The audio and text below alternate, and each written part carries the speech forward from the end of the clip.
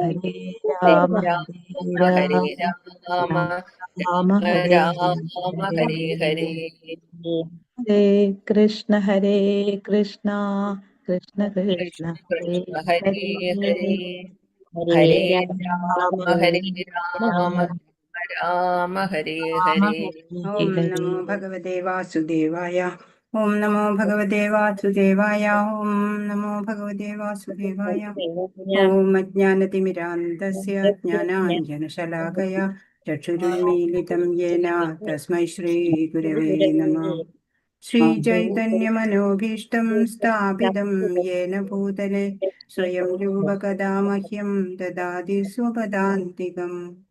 വന്ദേഹം ശ്രീഗുരോ ശ്രീയുതപദകമലം ശ്രീഗുരൂൻ വൈഷ്ണവാംശ്ച ശ്രീരൂപം സാഗ്രജാതം സഹഗണരഘുനാഥാന്യുതം തം സജീവം സാദ്വൈതം സാവധൂതം പരിജനസഹിതം കൃഷ്ണചൈതന്യദേവം ശ്രീരാധാകൃഷ്ണപാദാൻ സഹഗണരഘുനാഥാന്യുതാം തം സജീവം സാദ്വൈതം സാവധൂതം പരിജനസഹിതം കൃഷ്ണചൈതന്യദേവം ശ്രീരാധാകൃഷ്ണപാദാൻ സഹഗണരഘു ശ്രീവിശാഖാന്വിതാംശ്ച. ഹേ കൃഷ്ണ കരുണാ സിന്ധോ ദീനബന്ധോ ജഗത്പതേ ഗോപേശ ഗോപികാകാന്ത രാധാകാന്ത നമോസ്തുതേ. തപ്തകാഞ്ചന ഗൗരാംഗീ ശ്രീരാധേ വൃന്ദാവനേശ്വരി വൃഷഭാനുസുതേ ദേവി പ്രണമാമി ഹരിപ്രിയേ. ജയ ശ്രീകൃഷ്ണ ചൈതന്യ പ്രഭു നിത്യാനന്ദ ശ്രീ അദ്വൈത ഗദാധര ശ്രീവാസാദി ഗൗരഭക്തവൃന്ദ. ഹരേ കൃഷ്ണ കൃഷ്ണ കൃഷ്ണ ഹരേ ഹരേ ഹരേ രാമ രാമ രാമ ഹരേ ഹരേ. ശ്രീ ശ്രീ രാധാ ഗോവിന്ദ് കി ജയ്. ശ്രീല പ്രഭുപാദ് കി ജയ്. ഗുരു മഹാരാജ് കി ജയ്. ഹരേ കൃഷ്ണ. എല്ലാവർക്കും പ്രണാമം. ഹരേ ഹരേ കൃഷ്ണ. ഹരേ കൃഷ്ണ. പ്രണാമം ഹരേ മാതാജി. കൃഷ്ണ. ഹരേ കൃഷ്ണ. പ്രണാമം മാതാജി. ഹരേ കൃഷ്ണ. പ്രണാമം മാതാജി. എല്ലാവർക്കും പ്രണാമം. ഇപ്പോ നമ്മള് ഇസ്കോൺ മാംഗ്ലൂരു നിന്നുള്ള ഭഗവത്ഗീത പഠന ക്ലാസ് 12ാം ദിവസത്തിലേക്ക് വന്നു അല്ലെ. എല്ലാവർക്കും സ്വാഗതം. ഇപ്പൊ അനന്യ ഭക്തിയാല് ഭഗവാനെ നമുക്ക് പ്രാപിക്കാനാവും എന്നൊക്കെ നമ്മൾ 11ാം അധ്യായത്തിൽ കണ്ടു. പിന്നെയോ ഭഗവാൻ വിശ്വരൂപം കാണിച്ചു അല്ലെ. അർജുനന് ആദ്യ അത്ഭുതമാണ് ഉണ്ടായത്. അത്ഭുതം പിന്നീട് അത് ആ ഭീകരമായ രൂപത്തിൽ കാലരൂപത്തിലേക്ക് മാറിയപ്പോ ഭയാനകമായി തോന്നിയല്ലേ. യോദ്ധാക്കളൊക്കെ ആ വായിലേക്ക് ഇങ്ങനെ കടന്നു ചെന്ന് നാശം സംഭവിച്ചത് ഒക്കെ കാണിച്ചു കൊടുത്തു. പിന്നീട് ചതുർഭുജനായി അല്ലേ, ആ രൂപം മറച്ചു, വിശ്വരൂപം മറിച്ച് ചതുർഭുജ രൂപത്തിലായി. പിന്നീട് ദ്വിഭുജ രൂപം, സാധാരണ സൗമ്യനായിട്ടുള്ള അല്ലെ സൗമ്യ വപുവിലേക്ക് വന്നു. നമ്മളെ പോലുള്ള ഭക്തരൊക്കെ, നമ്മൾ ഭക്തരായിട്ടില്ല അല്ലെ, നമ്മൾ സാധകരാ. അപ്പൊ നമ്മളൊക്കെ ആ സൗമ്യ വപു, അത് ശ്യാമസുന്ദര രൂപത്തില് ഭഗവാനെ കാണാനാ നമുക്കൊക്കെ ഇഷ്ടം അല്ലെ. മത്കർമ്മകൃത് മത്പരമോ മദ്ഭക്ത സംഘവർജിത നിർവൈര സർവഭൂതേഷു യസ മാമേതി പാണ്ഡവ. ആ ധന്യമായിട്ടുള്ള ഉജ്ജ്വലമായിട്ടുള്ള ആ ശ്ലോകം നമ്മൾ കണ്ടു അല്ലെ. അപ്പൊ എന്തേ വേണ്ടു ഭഗവാനെ പ്രാപിക്കണം എന്നുണ്ടെങ്കിൽ എന്താ വേണ്ടത്? അനന്യഭക്തി കൊണ്ട് തന്നെ അല്ലേ. ആ സർവഭൂത ദയ ഉണ്ടാവുക അല്ലേ, ആരോടും വൈരാഗ്യം ഒന്നും ഉണ്ടാവരുത്. അങ്ങനെ ഭഗവാനെ പ്രാപിക്കാവുന്നതാണ്. അപ്പൊ അനന്യഭക്തി കൊണ്ട് ഭഗവാനെ പ്രാപിക്കാം എന്നൊക്കെ പറഞ്ഞു തന്നു. അപ്പൊ എന്താണ് ഈ ഭക്തി? ആരാണ് ഭക്തൻ? ഭക്തി എത്ര തരമുണ്ട്? അതൊക്കെ ഈ അധ്യായത്തില് ഭക്തിയോഗം എന്നുള്ള 12ാം അധ്യായത്തിലൂടെ നമ്മൾ കാണും. അപ്പൊ എന്താണ് ഭക്തി? ഭഗവാനോടുള്ള ആ പരമപ്രേമം തന്നെയാണ് അല്ലെ ഭക്തി. ഇപ്പോ നമുക്ക് തോന്നണം, എൻ്റെ അമ്മ, അച്ഛൻ, എന്താ പറയാ, മകൻ, ഭർത്താവ്, ഭാര്യ, എല്ലാവരും എല്ലാം തന്നെ ഭഗവാനാണ് എന്ന ആ ഒരു ഭാവം, അത്ര എല്ലാവരോടുള്ള ആ സ്നേഹ ആദരവ് നമുക്ക് ഭഗവാനോട് ഉണ്ടാവുക. അതന്നെയാണ് ആ ഭക്തി എന്നുള്ളത് കൊണ്ട് ഉദ്ദേശിക്കുന്നത്. പോകാം നമുക്ക് 12ാം അധ്യായത്തിലേക്ക്. ഹരേ കൃഷ്ണ.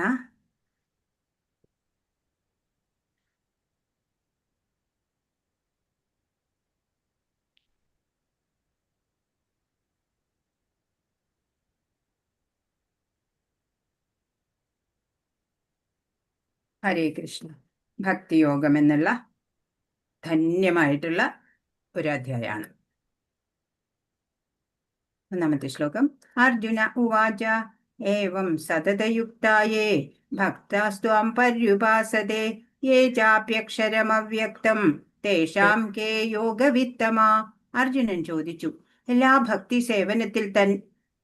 എല്ലാ സമയവും അങ്ങയുടെ ഭക്തി സേവനത്തിൽ തന്നെ ഉചിതമായി ഏർപ്പെട്ടു പോരുന്നവരോ അതോ പ്രത്യക്ഷമല്ലാത്ത അവ്യക്ത ബ്രഹ്മത്തെ ഉപാസിക്കുന്നവരോ ആരാണ് കൂടുതൽ പരിപൂർണതയുള്ളവർ? എന്താ ചോദ്യം? എപ്പോഴും അനന്യ ഭക്തി വേണം എന്ന് പറഞ്ഞു. അപ്പോ എല്ലാ സമയവും അങ്ങയുടെ ഭക്തി സേവനത്തില് ഉചിതമായി ഏർപ്പെട്ടു പോരുന്നവരാണോ അതോ ഈ പ്രത്യക്ഷമല്ലാത്ത അവ്യക്ത ബ്രഹ്മം എന്ന് പറഞ്ഞാൽ ഇംപേഴ്സണലിസ്റ്റ് ഉണ്ടാവും. അവര് ബ്രഹ്മ ജ്യോതിസിനെ, ഭഗവാൻ എന്ന് പറഞ്ഞ ഒരു പ്രകാശം ആണ്, അങ്ങനെ ചിന്തിച്ചിട്ട് ഉപാസന നടത്തുന്നവരാണ് അവ്യക്ത ബ്രഹ്മത്തെ ഉപാസിക്കുന്നവര്. അവർ യോഗി വര്യന്മാരൊക്കെ, അവർക്ക് പ്രത്യേക ഒരു മൂർത്തി ഒന്നും വേണ്ട ആരാധന നടത്താൻ. കാരണം അത് അവരുടെ മനോമണ്ഡലം അത്ര ഉന്നത തലത്തിൽ എത്തിക്കഴിഞ്ഞു. നമ്മളെപ്പോലുള്ള സാധാരണക്കാർക്ക് ആ ഒരു മൂർത്തി, ഒരു വ്യക്തി രൂപത്തെ ആരാധിക്കുക, എന്നിട്ട് നമുക്ക് ആത്മീയതയിൽ ഉയരുക, അങ്ങനെ നമ്മളെ പോലുള്ളവർക്ക് സാധ്യമാവുള്ളൂ. മറ്റവരെന്ന് പറഞ്ഞാൽ ഇന്ദ്രിയ മനോനിയന്ത്രണമൊക്കെ ധാരാളം ഉണ്ടാവും അവർക്ക് അവ്യക്ത ഭാവത്തിലും ഭഗവാനെ എല്ലാത്തിലും, ഈ പ്രപഞ്ചത്തിൽ കാണുന്ന എല്ലാമേ ഈശ്വരനാണ് എന്നുള്ള ആ മനോഭാവത്തിലേക്ക് അവര് എത്തിയിട്ടുണ്ടാവും. അങ്ങനെയുള്ള അവ്യക്ത ബ്രഹ്മത്തിനെ ഉപാസിക്കുന്നവരാണോ കൂടുതൽ പരിപൂർണതയുള്ളവർ അതോ ഭക്തിയോഗത്തിലൂടെ ആ ഭഗവാന്റെ വ്യക്തിരൂപത്തെ ആരാധന ചെയ്ത് ഉപാസന ചെയ്തിട്ട് പോരുന്നവരാണോ? ആരാണ് പരിപൂർണതയുള്ളവർ എന്ന് അർജുനൻ ചോദിക്കുകയാണ്. ഇപ്പോ ഭഗവാൻ ഇഷ്ടപ്പെടുന്ന ഒരു ഭക്തനാവുന്നത് എങ്ങനെയെന്നാണ് ഈ അധ്യായം നമുക്ക് പറഞ്ഞു തരാൻ പോണത്. ഭഗവാനെ വ്യക്തിരൂപത്തിൽ തന്നെ ആരാധിക്കുന്നതാണ് പരിപൂർണത എന്ന് ഭഗവാൻ പറയും. ബ്രഹ്മൻ എന്ന പ്രകാശത്തെ ആരാധിക്കുന്നതിന് പരിമിതികളുണ്ട്. അപ്പോ ഈ ബ്രഹ്മം എന്ന് പറഞ്ഞ ഈ പ്രകാശത്തിനെ ഉപാസന ചെയ്യുമ്പോൾ പൂജിക്കാനോ പൂക്കൾ അർപ്പിക്കാനോ അലങ്കരിക്കാനോ നിവേദ്യം സമർപ്പിക്കാനോ ഒന്നും സാധിക്കില്ല, അല്ലെ? ഇപ്പോ ഒരു ഭക്തനെ സംബന്ധിച്ച് എന്ത് ഭൗതിക പ്രവർത്തനങ്ങളും കൃഷ്ണന് വേണ്ടിയാണ് ചെയ്യണത്. സദാ കൃഷ്ണ സേവനത്തില് മുഴുകാണ്, എല്ലാം ആത്മീയമായിട്ട്. ഇപ്പൊ എന്ത് ഭഗവാന് സമർപ്പിക്കണം, ഭഗവാനെ അലങ്കരിക്കണം, അതൊക്കെ ഒരു ഭക്തന്റെ ആഗ്രഹമാണ്, അല്ലെ? അതിനൊക്കെ ഒരു രൂപം തന്നെ വേണം. ഇപ്പോ എല്ലാ ഉപനിഷത്തുക്കളും പറയുന്നുണ്ട് ഭഗവാൻ അരൂപിയല്ല, ഭഗവാൻ ഒരു രൂപമുണ്ട്. ഭഗവത്ഗീത നമുക്ക് പറഞ്ഞു തരുന്നു ആ ഭഗവാൻ ആരാണ്? പ്രഭു ശ്രീകൃഷ്ണനാണ് എന്ന് നമുക്ക് ഭഗവത്ഗീതയിലൂടെ മനസ്സിലാവുന്നുണ്ട്. രണ്ടാമത്തെ ശ്ലോകം. ശ്രീ ഭഗവാനുവാച മയ്യാവേശ്യ മനോ യേ മാം നിത്യയുക്താ ഉപാസത്തെ ശ്രദ്ധയാ പരയോപേതാസ്തേ മേ യുക്തതമാമതാ. എന്റെ പരമദിവ്യോത്തമ പുരുഷൻ പറഞ്ഞു, എന്റെ വ്യക്തിരൂപത്തിൽ തന്നെ മനസ്സുറപ്പിച്ച് അതീന്ദ്രിയമായ ദൃഢവിശ്വാസത്തോടെ എല്ലായ്പ്പോഴും എന്നെ ആരാധിക്കുന്നതിൽ മുഴുകിയിരിക്കുന്നവരാണ് ഏറ്റവും പരിപൂർണതയുള്ളവരെന്ന് ഞാൻ കരുതുന്നു. ആരാണ് ഏറ്റവും പരിപൂർണതയുള്ളവര്? ഇപ്പോ ഭഗവാന്റെ ആ വ്യക്തിരൂപത്തിൽ മനസ്സുറപ്പിക്കുക, എന്നിട്ട് ദൃഢവിശ്വാസത്തോടെ എപ്പോഴും ഭഗവാനെ ആരാധിക്കുന്നതിൽ മുഴുകിയിരിക്കുക. അങ്ങനെയുള്ളവരാണ് പരിപൂർണതയുള്ളവര്. ഇപ്പൊ ഭക്തിയോഗത്തിലൂടെ മുന്നേറുന്നവരാണ് പരിപൂർണതയുള്ളവര്. ഭക്തിയോഗം എന്ന് പറഞ്ഞാല് എല്ലാം ഭഗവാനായിക്കൊണ്ട് പ്രവർത്തിക്കുക, അല്ലെ? എല്ലാ കർമ്മങ്ങളും ഭഗവാനിൽ മനസ്സർപ്പിച്ചുകൊണ്ട് ചെയ്യുക. അങ്ങനെ എപ്പോഴും ഭഗവാനെ സ്മരിച്ചുകൊണ്ടിരിക്കുക. അങ്ങനെ ഉള്ള ഭക്തരാണ് പരിപൂർണതയുള്ളവര് എന്ന് ഭഗവാൻ പറഞ്ഞു തരാണ്. അവ്യക്ത ബ്രഹ്മത്തെ ഉപാസിക്കുന്നവർക്ക് കുറച്ച് സ്ട്രഗിൾ ചെയ്യണം. അതുകൊണ്ട് പരിപൂർണതയുള്ളത് ഈസി പ്രോസസ്സ് ഭക്തിയോഗമാണ് എന്ന് എപ്പോഴും തന്നെ ഭഗവാൻ പറയുന്നതാണ്. ഹരേ കൃഷ്ണ. 3-4 ശ്ലോകങ്ങൾ ആണ്. യേ ത്വക്ഷരമനിർദ്ദേശ്യം അവ്യക്തം പര്യുപാസതേ സർവത്ര ഗമചിന്യം ച കൂട്ടസ്ഥമചലം ധ്രുവം സംനിയമേന്ദ്രിയഗ്രാമം സർവത്ര സമബുദ്ധയാ തേ പ്രാപ്നുവന്തി മാമേവ സർവഭൂതഹിതേ രതാ. എന്നാൽ ഇന്ദ്രിയങ്ങളെ എല്ലാം നിയന്ത്രിച്ച് എല്ലാവരിലും സമഭാവനയോടെ സർവജീവികളുടെയും നന്മയിൽ തൽപരരായിക്കൊണ്ട് ഇന്ദ്രിയങ്ങൾക്ക് ഗോചരമല്ലാത്തതും അവ്യക്തവും സർവവ്യാപ്തവും അചിന്ത്യവും സ്ഥിരവും മാറ്റമില്ലാത്തതും ഉറച്ചതുമായതിനെ നിരപേക്ഷ തത്വത്തിന്റെ വ്യക്തി ശൂന്യ സങ്കല്പത്തെ പൂർണ്ണമായും ഉപാസിക്കുന്നവരും ഒടുവിൽ എന്നെ തന്നെ പ്രാപിക്കുന്നു. പറയാണ് ഈ യോഗികള് അല്ലെ, സന്യാസികള്, അങ്ങനെയുള്ളവർക്കൊക്കെ പറ്റുന്നതാ പറയണേ. എല്ലാ ഇന്ദ്രിയങ്ങളെയും നിയന്ത്രിക്കുക, എന്നിട്ട് സമഭാവനയോടെ സുഖാണെങ്കിലും ദുഃഖാണെങ്കിലും ഒക്കെ ഒരുപോലെ സർവജീവികളുടെ നന്മയിൽ തൽപരരാവുക. സർവഭൂതദയ അല്ലെ. ഇന്ദ്രിയങ്ങൾക്ക് കാണാൻ പറ്റില്ല, ഗോചരമല്ലാത്തതും അവ്യക്തവും സർവവ്യാപ്തവും അചിന്ത്യവും സ്ഥിരവും മാറ്റമില്ലാത്തതും ഉറച്ചതുമായ നിരപേക്ഷ തത്വത്തിന്റെ വ്യക്തി ശൂന്യ സങ്കല്പത്തെ എന്ന് വെച്ചാൽ ആ യോഗികൾക്ക് ആരാധിക്കാൻ ഒരു വിഗ്രഹമോ ഒരു മൂർത്തിയോ രൂപമോ ഒന്നും ആവശ്യമില്ല. അവരെല്ലാത്തിലും എല്ലാവിടെയും ഭഗവാനെ ദർശിക്കുകയാണ് ചെയ്യണത്. അങ്ങനെയുള്ള ആ വ്യക്തി ശൂന്യ സങ്കല്പത്തെ പൂർണ്ണമായിട്ട് ഉപാസിക്കുന്നവരും ഒടുവിൽ ഭഗവാനിൽ തന്നെയാണ് എത്തിച്ചേരുക, ഭഗവാനെ തന്നെ പ്രാപിക്കുന്നു എന്ന് പറയാണ്. അപ്പോ ഇത് ഭക്തിയോഗത്തിലൂടെ പോയാല് അതാണ് പരിപൂർണത എന്ന് പറഞ്ഞു ആദ്യം. പിന്നീട് പറഞ്ഞു വ്യക്തിശൂന്യ ഉപാസന ചെയ്യുന്നവരും ഭഗവാനെ തന്നെയാണ് പ്രാപിക്കുന്നത് എന്ന് പറയാണ്. ഒരു ജ്ഞാനി അനേക ജന്മങ്ങൾക്ക് ശേഷം സർവവും വാസുദേവനാണെന്ന് അറിഞ്ഞിട്ട് ഭഗവാനെ ആശ്രയിക്കും എന്ന് ഭഗവാൻ പറയുന്നുണ്ട്. എണ്ണമറ്റ ജനനങ്ങൾക്ക് ശേഷം ജ്ഞാനം പരിപൂർണമാകുമ്പോഴാണ് ഒരാൾ ഭഗവാൻ കൃഷ്ണന് സ്വയം സമർപ്പിക്കപ്പെടുന്നത് എന്നാണ്. ഇപ്പോ ജീവാത്മാവില് പരമാത്മാവിനെ ദർശിക്കുന്നതിന് ശ്രവണം, ആസ്വാദനം, പ്രവർത്തനം, ദർശനം തുടങ്ങിയിട്ട് ഇന്ദ്രിയ പ്രവർത്തനങ്ങളിൽ നിന്നൊക്കെ വിരമിക്കണം നമ്മള്. അപ്പോഴാണ് പരമാത്മാവിന്റെ സാന്നിധ്യം എവിടെയുണ്ട് എന്ന് നമുക്ക് മനസ്സിലാവുന്നത്. പിന്നെ നമുക്ക് ഒരു ആളോട് ഒരു മത്സരം ഇല്ല, ഒരാളോട് പകയുണ്ടാവില്ല. എല്ലാത്തിലും കാണുന്നത് ആ പരമാത്മാവിനെ മാത്രമായിരിക്കും. അങ്ങനെയുള്ള ആ ഒരു സ്റ്റേജിലേക്ക് എത്തണം. യോഗികളുടെ ഒക്കെ നിലയാണത്. ഇപ്പൊ പൂന്താനം പറഞ്ഞു അല്ലേ, ഉണ്ണികൃഷ്ണൻ മനസ്സിൽ കളിക്കുമ്പോൾ ഉണ്ണികൾ മറ്റു വേണമോ മക്കളായി. അപ്പോ എല്ലാവിടെയും എല്ലാ കുട്ടികളെ കാണുമ്പോഴും ഉണ്ണിക്കണ്ണനായിട്ട് തോന്നാൻ സാധിക്കണം അല്ലെ. ജനങ്ങളെ ജനാർദ്ദനായിട്ട് കാണണം എന്നൊക്കെ പറയും.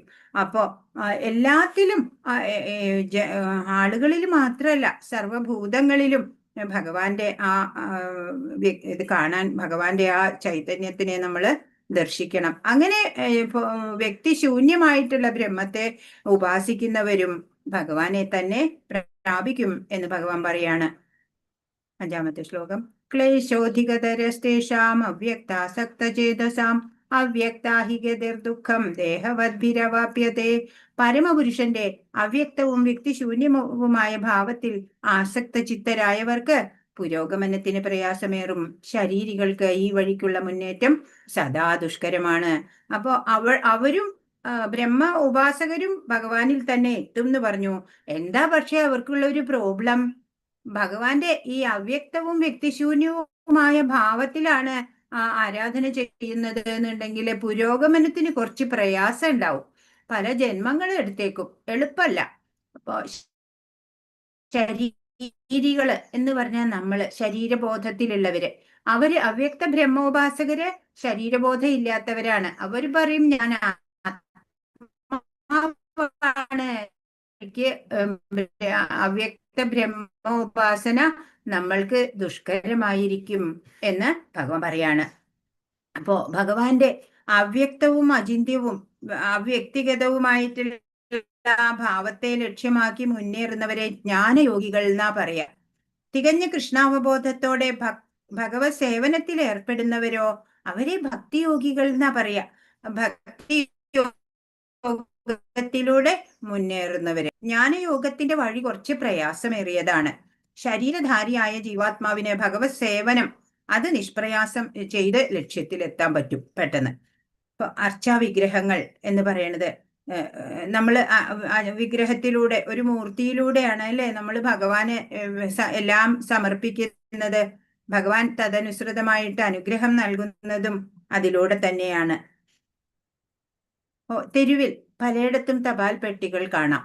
ഇവയിൽ നമ്മൾ കൊണ്ടുപോയിടുന്ന കത്തുകൾ സ്വാഭാവികമായി നിഷ്പ്രയാസം ഉദ്ദിഷ്ട സ്ഥാനങ്ങളിൽ എത്തുന്നു. എന്നാൽ തപാൽ പെട്ടികളെന്ന് ആധികാരികമായി പ്രഖ്യാപിക്കാത്ത ഏതെങ്കിലും പഴയ പെട്ടികളിലൂടെ ഈ പ്രക്രിയ നടത്താനാവില്ല.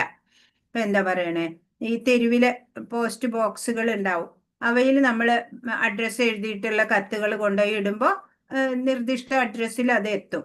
എന്നാൽ തപാൽ പെട്ടികളല്ലാത്ത ആധികാരികമല്ലാത്ത ഒരു പെട്ടിയിൽ നമ്മൾ കൊണ്ടുപോയിട്ടാല് അത് അഡ്രസ്സിലേക്ക് എത്തില്ല. അതുപോലെ അംഗീകൃതമായ പ്രാതിനിധ്യമുള്ള ഒരു വിഗ്രഹ രൂപം ഭഗവാനുണ്ട്.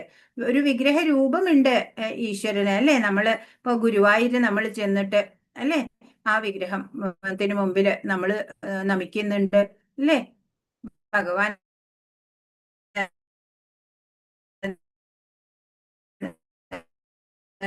ഈ അർച്ചാ വിഗ്രഹം പരമപുരുഷന്റെ അവതാരമാണ്. അതിലൂടെ ഇപ്പൊ നമുക്ക് ഗോലോകം, അപ്പൊ അതിനൊക്കെ എത്രയോ ജന്മം കഴിയണോ അറിയില്ല. അപ്പൊ അതിന് പകരം നമുക്ക് ഭഗവത് സേവനം ചെയ്യാനും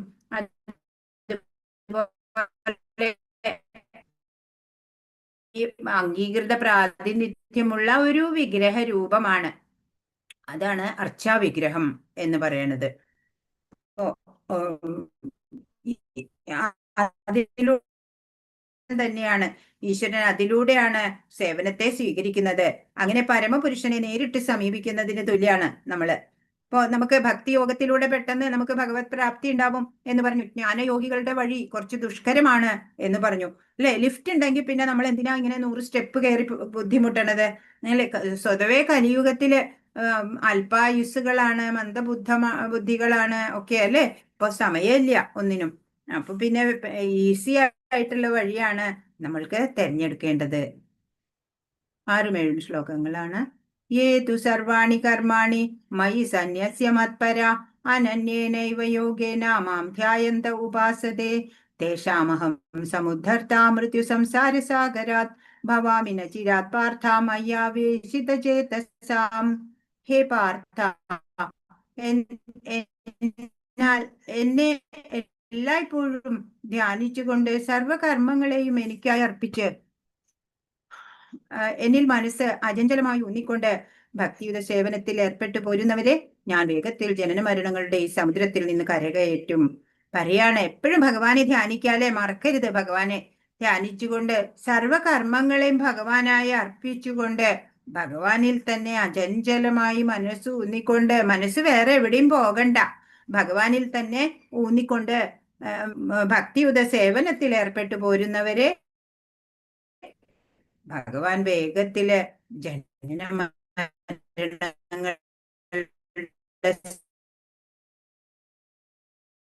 നമ്മളാണ് ഈ ഉടനായി വന്ന് നമ്മളെ ഈ ഭവസാഗരത്തിൽ നിന്ന് കരകയറ്റും. ജനന മരണങ്ങളുടെ സമുദ്രം, അതിന് എന്തു വേണം?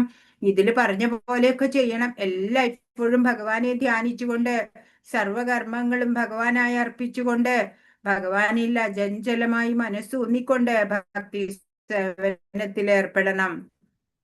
അപ്പോ ഭഗവത് കൃപ കൊണ്ട് ാണ് അങ്ങനെയുള്ളവര്. ശുദ്ധമായ ഭക്തി നടത്തുന്ന ഒരാൾക്ക് അതിന്റെ ആശ്രിതത്വവും എല്ലാം മനസ്സിലാകും. ഭഗവത് സേവനമാണ് അയാളുടെ കർത്തവ്യം. അപ്പൊ ഒരു ഉത്തമ ഭക്തന് മാത്രമേ ഭഗവാന്റെ മൂല്യം അറിയാൻ സാധിക്കുള്ളൂ. പരമദിവ്യോത്തമ പുരുഷനെ പ്രസാദിപ്പിക്കുകയാണ് നമ്മൾ ചെയ്യേണ്ടത്, അല്ലെ? മറ്റൊരു നേട്ടവും ഭക്തൻ ആഗ്രഹിക്കില്ല. ഹരേ കൃഷ്ണ മഹാമന്ത്രം അത് ഭക്തനെ ഭഗവാനിലേക്ക് ആകർഷിക്കുന്നതാ. ഇങ്ങനെ സാധനയിൽ ഏർപ്പെട്ട ഭക്തനെ അതിവേഗം ഈ സംസാര സാഗരത്തിൽ നിന്ന് മുക്തനാക്കാം എന്ന് ഭഗവാൻ ഇവിടെ വാഗ്ദാനം ചെയ്യാണ്. ഇപ്പോ ഒരു ശിശു പൂർണ്ണമായും മാതാപിതാക്കളുടെ ചുമതലയിലാണ്, അല്ലെ? അതുകൊണ്ട് ശിശുവിനറിയാം എന്റെ മാതാപിതാക്കൾ എന്നെ സംരക്ഷിക്കും എന്ന്. സുരക്ഷിതവും ആണ്, അല്ലെ? ആ കുഞ്ഞ് മാതാപിതാക്കളുടെ അടുത്ത് സുരക്ഷിതരാണ്. ഇതുപോലെ ഒരു ഭക്തൻ ഭഗവാന്റെ അടുത്ത് എപ്പോഴും സുരക്ഷിതത്വം അനുഭവിക്കും എന്നുള്ളതാണ്. അപ്പൊ നിരന്തര സാധനയിൽ ഏർപ്പെടുക.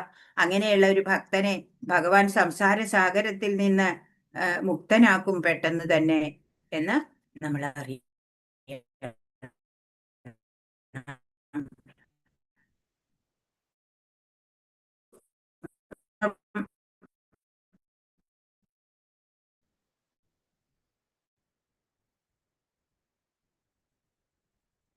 ഈ ഒരു ചിത്രം. അപ്പൊ ഈ ആനയെ കണ്ട് അല്ലെ, ഈ ആന നമ്മുടെ കഴിഞ്ഞ ജന്മ കർമ്മ ഫലമാണ്. ഈ ആന കഴിഞ്ഞ ജന്മ കർമ്മം, കഴിഞ്ഞെന്ന് വെച്ചാൽ ഒരെണ്ണം മാത്രമല്ല, കോടി കോടി ജന്മങ്ങൾ ചിലപ്പോൾ നമ്മുടെ കഴിഞ്ഞിട്ടുണ്ടാവാം. ആ ജന്മങ്ങളുടെയൊക്കെ കർമ്മമാണ് ഈ ആനയായിട്ടുള്ളത്. ഈ മരമാണ് നമ്മുടെ ഈ ജന്മം. ഈ മരമാണ് ഈ ജന്മം. എലികള്, ഇവിടെ 2 എലികളുണ്ട്. വെളുത്തതും കറുത്തതും ആയിട്ടുള്ള 2 എലികളെ കാണുന്നുണ്ട്. ആ എലികളാണ് രാവും പകലും. പിന്നെ ഇവിടെ താഴെ ഒരു കിണറുണ്ട്. ആ കിണറ് ഈ ജന്മ കർമ്മ ഫലങ്ങളാ.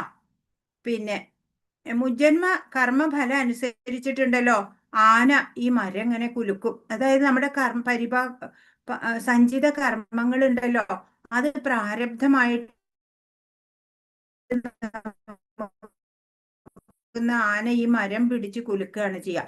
അപ്പൊ ഇവിടെ എന്തുണ്ട്? ഇതാണ് നമ്മള്, ഇതാണ് കേട്ടോ ഞാനാണിത്. ഈ ആള് ഇവിടെ ഒരു മരത്തിന്മേൽ പിടിച്ച് തൂങ്ങിക്കിടക്കുന്ന ആള്, അതാണ് നമ്മൾ ഓരോരുത്തരും. അപ്പോ ഈ മരം ആന കുലുക്കുമ്പോള് ഇതിന്റെ മുകളിൽ ഒരു തേനീച്ചക്കൂടുണ്ട്. ആ തേനീച്ചകളൊക്കെ ഇളകിയിട്ട് വന്ന് ഇയാളെ കുത്തിക്കൊണ്ടിരിക്കുക. ഈ തേനീച്ചകൾ ഇയാളെ കുത്തുന്നുണ്ട്. പക്ഷേ ഈ തേനീച്ചക്കൂട്ടിൽ നിന്ന് ഇടയ്ക്ക് ഓരോ ഡ്രോപ്പ്, ആ ഡ്രോപ്പ് തേന് കിട്ടാൻ വേണ്ടിയിട്ട് അവിടെ തൂങ്ങി നിൽക്കുകയാണ്. അപ്പൊ ഇടയ്ക്ക് വല്ലപ്പോഴും ഒരു ഡ്രോപ്പ് വീണ് കിട്ടും. ബാക്കി സമയം എന്താ ഉണ്ടാവണേ? ആനത് പിടിച്ചു കൊടുക്കുമ്പോ ഈ ആനകള് നമ്മൾക്ക്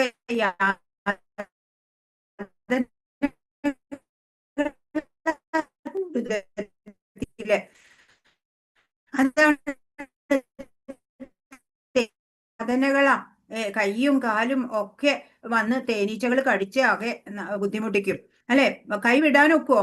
വിട്ടാൽ എവിടേക്ക് പോകും? ഈ കിണറ്റിലേക്കാ വീഴ. അവിടെയോ സർപ്പങ്ങളാ, വിഷസർപ്പങ്ങളാ. അതിന്റെ നടുവിലേക്കാ വീഴ കൈ വിട്ടാല്. എന്നാലോ ഇവിടെ ഈ എലികളുണ്ട്. രാപ്പകലാകുന്ന എലികൾ അവിടെ ഇരുന്നിട്ട് ഈ മരം കാർന്ന് തിന്നുകൊണ്ടിരിക്കുക, കരണ്ട് മുറിച്ചുകൊണ്ടിരിക്കുക. അപ്പോ എന്താ ഉണ്ടാവുക?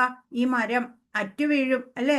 മരം എപ്പോഴാണ് പൊട്ടി വീഴാന്ന് അറിയില്ല. അതായത് നമ്മുടെ ജന്മം എപ്പോഴാണ് അവസാനിക്കാന്നറിയില്ല. ഈ രാപ്പകലുകളാകുന്ന ഈ ദിവസങ്ങള്, മാസങ്ങള്, വർഷങ്ങൾ ഇങ്ങനെ പോയിക്കൊണ്ടിരിക്കുന്ന വേളയിൽ ഒരു നാള് നമ്മളുടെ ആയുസ് അറ്റു പോവും അല്ലെ. അപ്പോ ഈ എന്താ മൂഢനായിട്ടുള്ള ഈ നമ്മൾ അറിയുന്നില്ല ഇതിന്റെ ഒന്നും മൂല്യം. ഈ മനുഷ്യ ജന്മത്തിന്റെ മൂല്യം അറിയാതെ അങ്ങനെ നമ്മുടെ ജന്മം വിഫലമാക്കി കളയാണ്. അപ്പോ ഇവിടെ ഭഗവാൻ ഗരുഡാരൂഢനായിട്ട് നിൽക്കുന്നുണ്ട്. നമ്മൾ അങ്ങോട്ട് തിരിഞ്ഞു നോക്കുകയേ വേണ്ടൂ. അപ്പോൾ ഭഗവാൻ വന്ന് നമ്മളെ ഈ ഘട്ടത്തിൽ നിന്ന്, ഈ ആപത് ഘട്ടത്തിൽ നിന്ന് ഭഗവാൻ നമ്മളെ രക്ഷിക്കും. പക്ഷെ നമ്മൾ ഭഗവാനെ വിസ്മരിച്ചു പോയി, ഭഗവാനെ നമ്മൾ ശ്രദ്ധിക്കുന്നില്ല. അപ്പൊ പിന്നെ ഭഗവാന് നമ്മളെ എങ്ങനെയാ രക്ഷിക്കാൻ പറ്റുക? ഒരു ചെറിയൊരു പരിശ്രമം നമ്മുടെ ഭാഗത്തു നിന്ന് ഉണ്ടായാൽ മതി. അപ്പൊ ഭഗവാൻ നമ്മളെ വന്ന് കരകയറ്റും ഇവിടുന്ന്. അതാണ് ഇവിടെ കൊടുത്തിരിക്കുന്ന ഈ പിക്ചർ. ഹരേ കൃഷ്ണ. മനസ്സിലായോ ഈ പിക്ചറിന്റെ ഉദ്ദേശം? ഹരേ കൃഷ്ണ. മനസ്സിലായി മാതാജി, മനസ്സിലായി.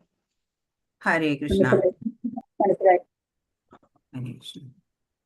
അപ്പോ ഭക്തിയുത സേവനം ചെയ്യ അല്ലേ?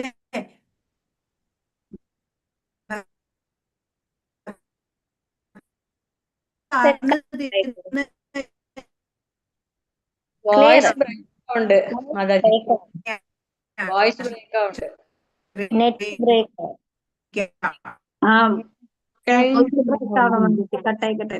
കേൾക്കാൻ ബുദ്ധിമുട്ടുണ്ട് മാതാജി. കട്ടായി പോകുന്നുണ്ട്. കട്ടായി പോകുന്നു. ഞാൻ വീഡിയോ ഓഫ് ചെയ്യാം. അപ്പൊ ഓഡിയോ മാത്രം മതിയാവും. മാതാജി ഒന്നും കേൾക്കല്ല, ബ്രേക്കായി പോണോ വോയിസ്? സിഗ്നല് ക്ലിയർ ഹരേ അല്ല. കൃഷ്ണ മാതാജി, ഹരേ കൃഷ്ണ മാതാജി. ഹരേ കൃഷ്ണ, സിഗ്നല് ക്ലിയർ അല്ല. എല്ലാം പോയിട്ടുണ്ടായിരുന്നു. നെറ്റ് ഇഷ്യൂ ആണ് കേട്ടോ. അതെ, ബ്രേക്ക് ആയി പോകുന്നു ഇപ്പൊ മാതാജി മാതാജി സൗണ്ട്. പറഞ്ഞ വോയിസ് കേൾക്കുന്നുണ്ട്. Voice clear. വീഡിയോ ഓഫ് ആയപ്പോ വോയിസ് ക്ലിയറാ. അല്ലേ? ആ വീഡിയോ വേണ്ട. അതെ, നെറ്റ് സ്റ്റേബിൾ അല്ല എന്ന് എഴുതി കാണിക്കുന്നുണ്ട്.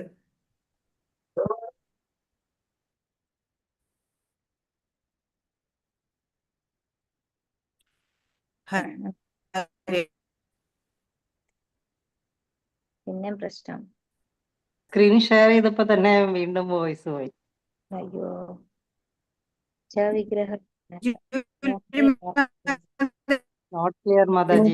മാതാജി കേട്ടില്ല, പിന്നെ അങ്ങനെ തന്നെ. ഹരേ കൃഷ്ണ മാതാജി, ഒന്ന് ലീവ് ചെയ്തിട്ടൊന്ന് കയറി നോക്കൂ മാതാജി, ഒട്ടും ക്ലിയർ ആവുന്നില്ല. അതെയോ?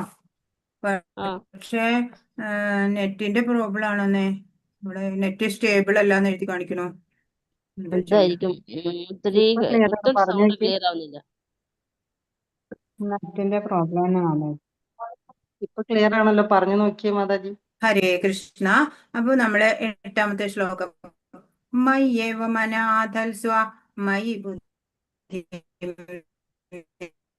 ഓ ഇല്ല കിട്ടുന്നില്ല. മാതാജി പോകണ മാതാജി. മാതാജി ക്ലിയർ അല്ല മാതാജി. ഓക്കെ അല്ല? അല്ല അല്ല, ജൂലി മാതാജി അതെയോ? പറഞ്ഞത് മാതാജിയോടൊന്ന് ലെഫ്റ്റ് ചെയ്തിട്ട് രണ്ടാമത് റീജോയിൻ ചെയ്യാൻ. ആ മാതാജി ഒന്ന് ലെഫ്റ്റ് ചെയ്തിട്ട് ഒന്ന് റീജോയിൻ ചെയ്ത് നോക്കൂ മാതാജി, ചിലപ്പം ഓക്കെ ആയാലോ.